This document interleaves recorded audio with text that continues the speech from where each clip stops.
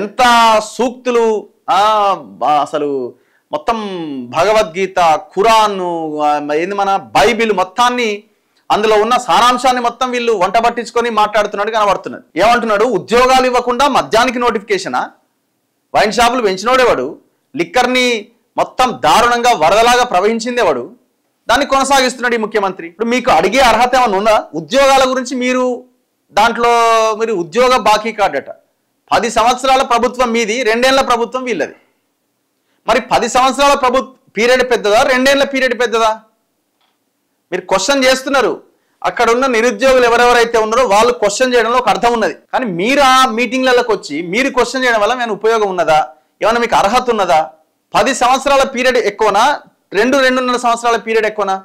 10 సంవత్సరాల పీరియడ్లో మీరు ఇచ్చిన ఉద్యోగాలని చెప్పండి, ఎంతమంది ప్రాణాలు తీసారు చెప్పండి.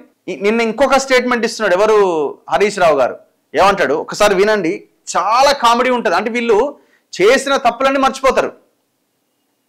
మద్యం టెండర్లని 2 నెలల ముందుగానే ఎట్లిస్తావు రేవంత్ రెడ్డి, ఇంత దుర్మార్గం అంటున్నాడు.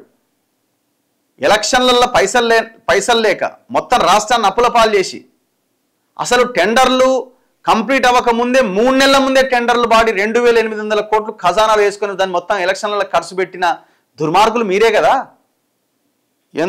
వినండి ఒకసారి. నోటిఫికేషన్ రేవంత్ రెడ్డి అంటే మద్యం షాపులకు నోటిఫికేషన్ ఇస్తున్నాడు. సిగ్గులేదు. ఆ మద్యం షాపులకు ఇంకా 2 నెలల టైం ఉన్నది. అదేమో advance పిలిచిండు.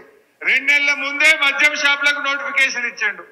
Job notification మర్చిపోయిందా Harish Rao? అప్పుడే ఎలక్షన్లకు ముందు మీరు పోయినసారి మద్యం టెండర్లు ఎలక్షన్లు అయిపోయిన తర్వాత, కొత్త ప్రభుత్వం వచ్చిన తర్వాత జరగాల్సిన మద్యం టెండర్లు 2,800 కోట్లు ఎలక్షన్లకు ముందే మొత్తం టెండర్లు పాడేసి ఖజానా నింపేసుకుని దాన్ని మొత్తం ఖర్చు పెట్టిన ఎలక్షన్లలోనే పైసలు లేక.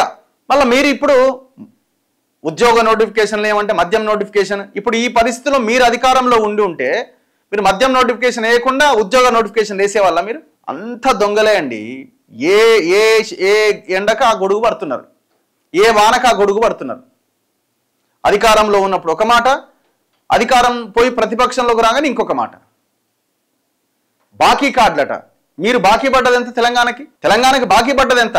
మీరు సంపాదించిన అక్రమ సంపాదన, అక్రమ భూములు మొత్తం మీరు తెలంగాణకి మరి భవిష్యత్తులో అప్పు రూపంలో ఇవ్వాల్సిందే కదా. మాకు అప్పు రూపంలో అంటే మీరు బాకీ పడ్డట్టే కదా మీ తెలంగాణకి. ఆ రకంగా చూసిన